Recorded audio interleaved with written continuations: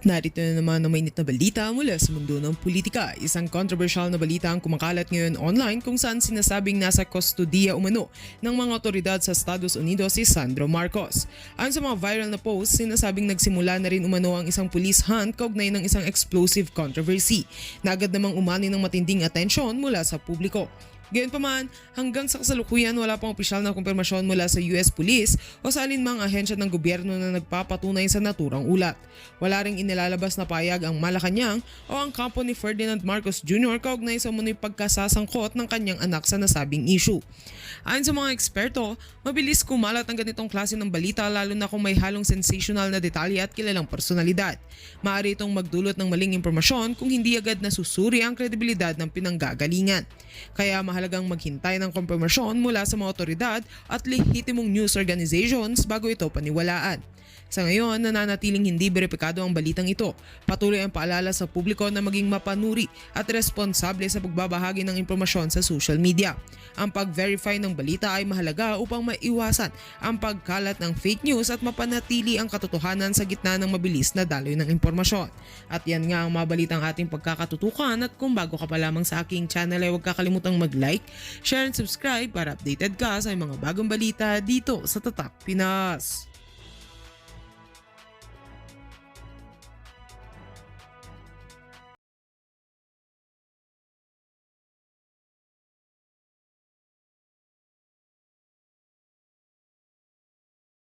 At Kong Tebes dito sa pagpatay sa media man na ito. Pag-usapan natin yan mamaya. At eroplano ng Amerikano, lumanding dito. Walang paalam, di umano. Tayo ba? Nagiging talagang tuta na ng Amerikano? Tuta na ba ng Amerikano? Tayo o ang administrasyong ito o ang presidente ninyo? Pag-usapan natin. Dediretso na po ako sa topic. Mamaya po tayo sa bandang huli magbatian ha. Pasensya na po. Pero meron ako nakita lang dito biglaan. Sabi niya, Coach Oli, nakaka-addict po yung inyong channel. Shout out naman, James Ardines. Ayan, shout out sa'yo, James Ardines. At happy birthday sa'yo. Balita ko, birthday mo, Master Judea. Shout out sa'yo. Okay, diretso na po tayo ha. Mamaya po tayo magbatian. Mamaya po natin ipagpatuloy ang ating komentaryo, argumento at inyong mga isinasa isip at puso. Basahin po natin. Mamaya tayo maging interactive sa bandang huli. But for now, diretso tayo agad. Ito po ang ating unang magiging topic. Ay, nako.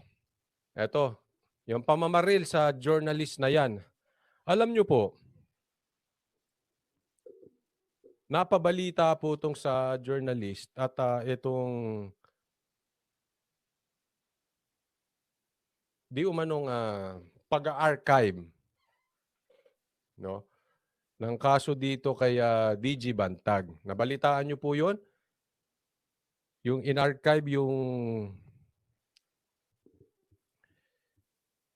patungkol dito kay DG Bantag na kaso laban dito sa isang middleman na di umano ay ginamit ng ni DG Bantag at ni Sulweta.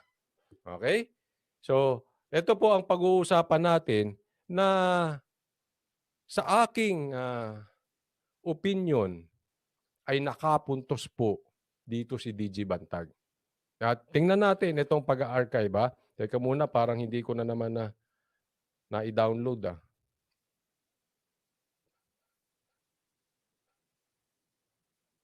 Tingnan natin. Ito. So DOJ na lalo pang magpapatibay sa kaso ang pag-amin para sa mas mababang paglabag ng 8 iba pang akusado ugnay sa pagkamatay ng inmate na si June Villamora.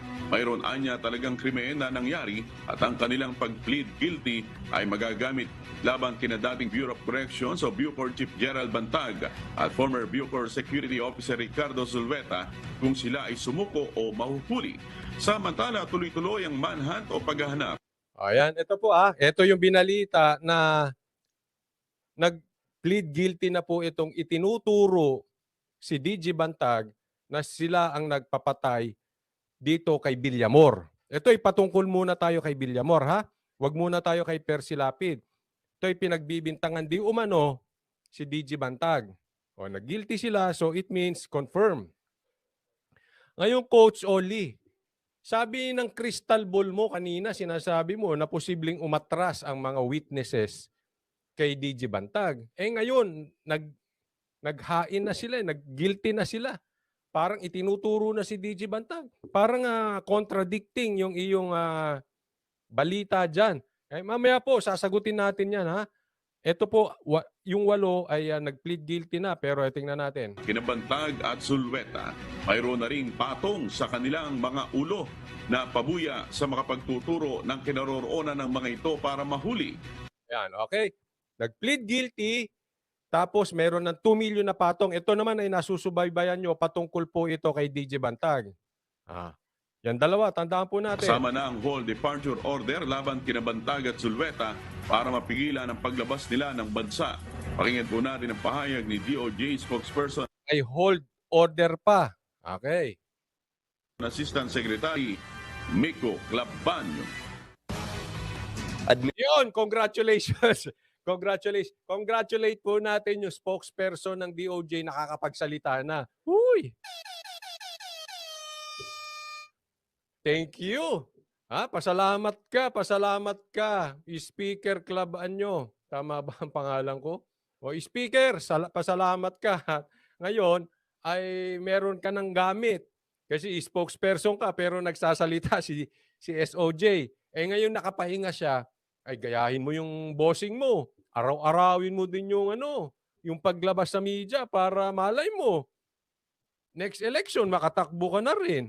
O kaya next election, hindi ka na speaker, undersecretary ka na, o speaker, secretary ka na. Malay mo, this will open up opportunities for you. Kaya, gayahin mo lang ng gayahin yung idol bossing mo. I-press con ka ng press con. At baka nga magbukas ito sa'yo ng oportunidad. Pero wag naman sana magbukas din sa'yo ng sakit. Kasi baka magaya ka eh. Ang gayahin mo yung magbukas ng oportunidad. Hindi yung magbukas sa'yo ng sakit. Pero tatandaan lang natin total bata ka pa naman. Exercise, wag mo kakalimutan yan. Mag-exercise tayo tuwing umaga. Yuko-yuko, para hindi ka magaya sa akin. Masakit yung lower back. Yuko-yuko ka, total bata ka pa naman. Tapos iiwasan mo yung mga bisyo. Hindi, wag na natin puntahan. Baka mamaya sasabihin, nagbibintang tayo ng bisyo-bisyo. Wag na yan. Wag na yan. Wag na yung pinagbabawal na bisyo. Wag na natin pag-usapan yan. Kasi sasabihin, nagpaparatang pa tayo eh. Pag-usapan na lang natin yung wag ka magbibisyo ng alak.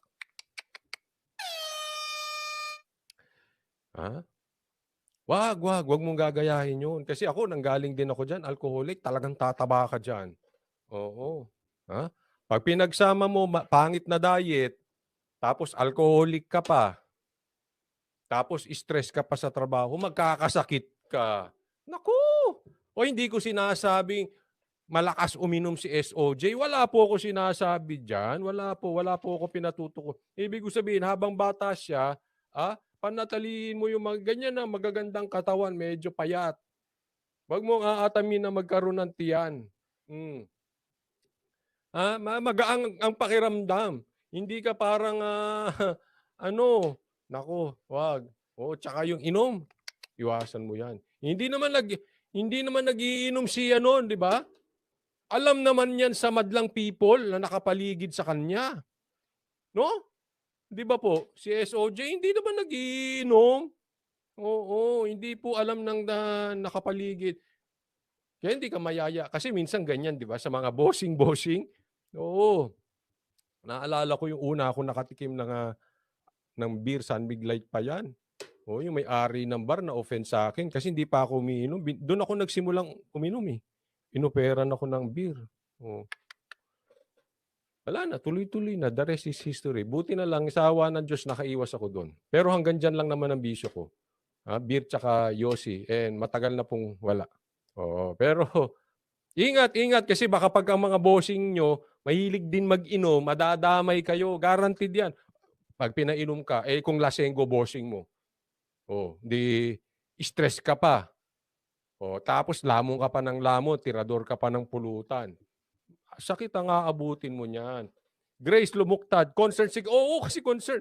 Hindi, oy, Grace ha, hindi ko po pinagbibintangan na manginginom yung boss niya. Sa aking experience, na-open ako sa pag-inom dahil yung boss. Oo. Oo. Payat ako. Tapos biglang naging, naku, bigla akong naging, bakulaw. Ay, sus, Mariosep. Mahirap, mahirap. Ha? Eh, payo lang naman dyan. Payo, ha? Huwag na natin pinag-uusapan yung mga ibang bisyo kasi baka mamaya delicate yun. Malibel tayo. Naku, delikado. Sabi nagbibintang. Naku, hindi. Ha? Oh. Tingnan na lang natin yung Oh. Gayahin mo yung presko ng presko. Malay mo, takbo ka na next time. Oh. 10 araw lang yan. Speaker, 10 araw lang yan. Di umano, hindi nating alam kasi may nagsasabi nagpa-opera daw. May nagsasabi ichuchugi na. Ako hindi naman naniniwala sa mga ganun-ganun, Oh, pero for your sake, let's assume totoo. Totoo yung mga pinagsasabi nyo. Excuse me, naubo ako. For your sake, totoo yung mga pinagsasabi nyo 10 days nga lang siya magbabakasyon. At gaya ng iba yung mga pinagsasabi na nagkatotoo. Kinikilabutan ako sa Ewan ko bakit ba. Oh, pagpalagay natin ganon,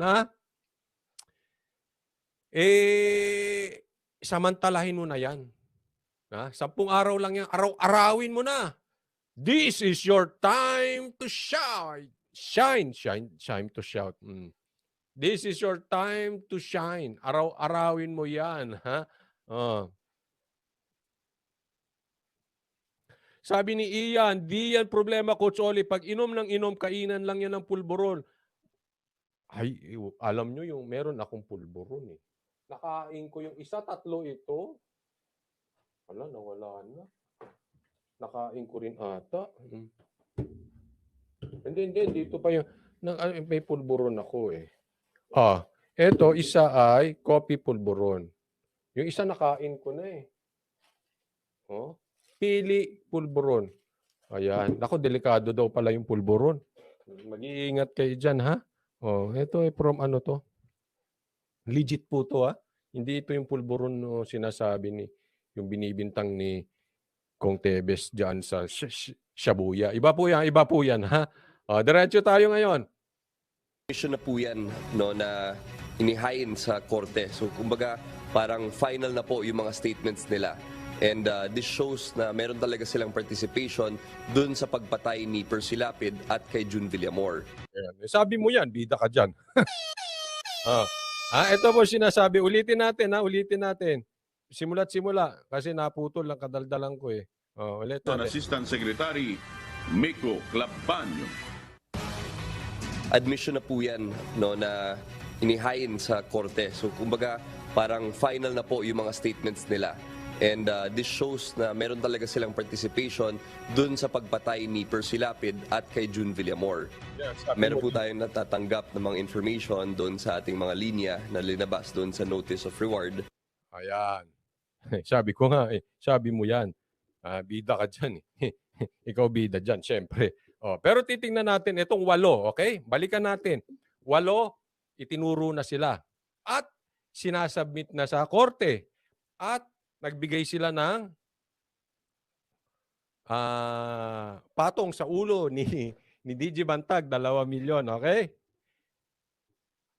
Bakit in-archive? Nabalitaan nyo yung archive na yan? Bakit in-archive ng korte? Diba? Sinasabi nila, hindi, okay lang yan. Normal lang yayari yan. Sa batas po, ito po, meron tayong napagtanong ang abogado at kung tama po ang ating pagkakaintindi, ito po, pag-archive, pagka hindi kumikilos ang kaso, ay normal na nangyayari. Yan po yung nasa batas. Yan ang dapat gawin. Naunawaan natin yan. Pero tandaan nyo po, minsan, iba yung nangyayari sa batas at iba yung nangyayari sa pang-araw-araw na buhay. Halimbawa, sinasabi nila may color coding. Nangyayari ba yung color coding na yan? Sasabihin nila bawal ang blinker. Sa totoong buhay ba, kayo po, sa inyong pag-iikot sa Metro Manila, wala pong blinker? Ikot na lang kayo sa expressway, sa skyway. Ang dami pong nakablinker. Huwag po tayong maglokohan. Yung sinasabi niya, nila na yung in-archive ay normal na nangyayari. Ito po, iko-connecta ko na iba po na ang nangyayari sa totoong buhay. Kasi po, ang nangyayari sa totoong buhay, di umano, ito ay sabi ng mga abogado, mabilis po ang pagkaka-archive nitong kaso ni DG Bantag. Medyo nakakapagtaka, medyo questionable. Bakit na-archive agad-agad? Naintindihan po natin. Ayun po ang question. Pero para sa akin, ito'y aking opinion lamang po, okay? Ito po ay nakapuntos dito ng malaki si DG Bantag. Bagamat hindi pa naman ito talagang final, pero kung bagat sa basketball, nakapuntos siya dito. Ito, dahil hindi nga ina-archive agad yan. Halimbawa, kasi ang sinasabi nila dito, hindi pa nakukuha si Bantag at saka si Sulweta. Hindi pa nahuhuli. Pero nangyayari dyan, normally, pag hindi nakarating, isiset ng another date, tapos another date, tapos another date, hanggang sa, sige, i-archive na natin. Ganun po yung nangyayari. Pero yung isa nangyari ngayon, archive agad. So sa akin, puntos po yan, pabor kay DG Bantag. Posible ba na, kasi ang sinasabi mo in-archive, wala muna tayong wala muna tayong hearing about it. Tago mo muna yan dyan. Tabunan mo muna ng dyaryo yan. Tabunan mo muna, lagay mo sa cabinet. Wala munang hearing, archive muna. Kasi wala pa naman si Bantag at saka si Sulweta. Pero ito, sa nakikita ko, again, nakaungas na naman, nakapuntos, nakalamang na naman dito si DG Bantag. Dahil wala nang hearing. Meron kayo ngayon biglang mga testigo. Tapos na-archive. Anong ibig sabihin yan? Maraming salamat, Coach Oli. Happy weekend. Thank you, pang weekend. Maraming salamat. Buena mano ngayong gabi. Aurea Hawaii, thank you sa pag-sponsor at kusang loob na pag-suporta kay Coach Oli. Ito po, para sa akin, at kayo po ang humusga kung tama po itong aking sasabihin. Yung mga senyales po ay pumapabor kay DG Bantag. Una, ito po, ako'y naisip ko. Una, hanggang ngayon, sinabi susuko si DG Bantag. Hindi pa sumusuko. Tapos, alam nila kung nasaan, pero hindi nila mahuli-huli at nagbigay pa sila ng 2 million na patong. Alam niyo po yung 2 million na patong kay DG Bantag is a sign na talagang napipiga sila. Wala silang, hindi nila mahuli-huli si DG Bantag. Yung sinasabi nilang suko-suko, pinapaniwala lang nila ang sarili nila.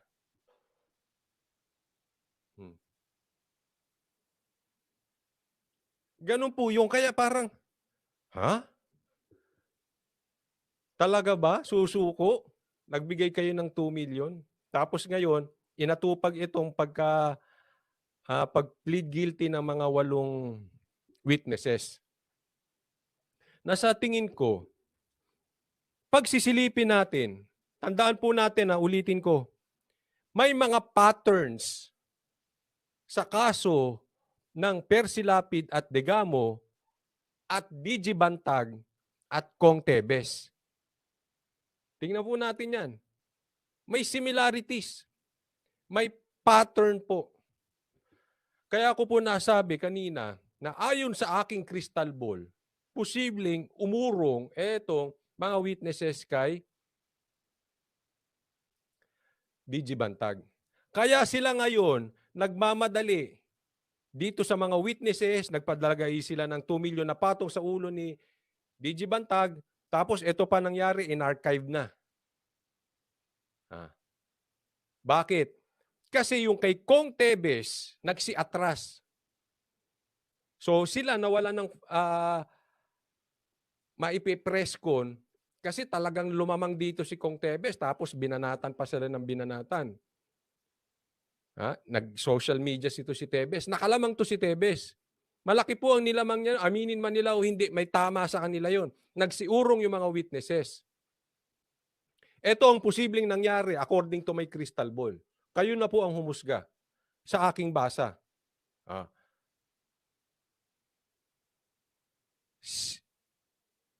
Sinasagip nila na baka magaya kay Kong Tebes yung mga witnesses na umatras din dito kay DG Bantag. Malay mo, magdilang anghel ako. Dumating ang panahon, maalala niyo yung sinabi ko, sinabi ni Coach Oli yan. Alin, umatras din yung mga witnesses. Kaya ini-intercept nila agad.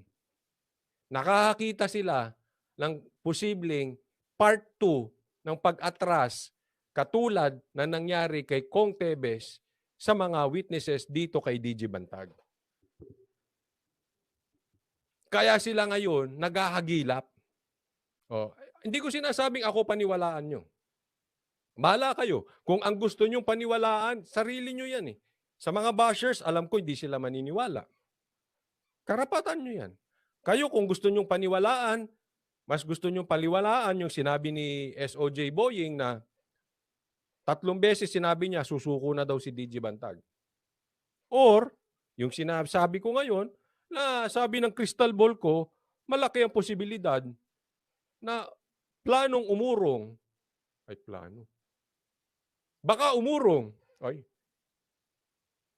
Nakikita nilang uurong itong mga witnesses. Kaya hinarang. Hinaharang na agad. Atayin natin, tinan nyo, ha? Ngayon, titingnan natin sino magkakatotoo. Yung sinasabi ni SOJ na susuko si Bantag.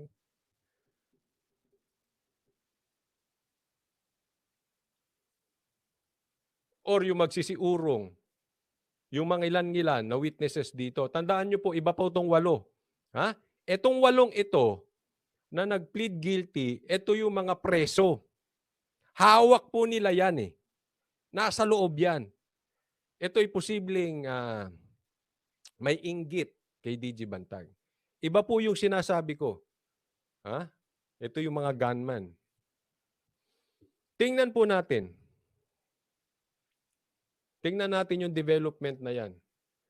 But so far, so good. Sabi nga ng isang slogan, so clean, so good, so clean. Di ba? Yun yun? So good, so clean. Ewan ko kung ano yun. Basta yun yun. But so far, so good. Lamang dito. Actually, pati yung kay Kong Tebes eh. Nakikita natin na humihina yung kaso. Dito ngayon, in-archive. No, diyan ka muna. Huwag muna natin ilitisin yan. Huwag muna tayo mag-hearing dyan. Kay Kong Tebes naman nagsiurong.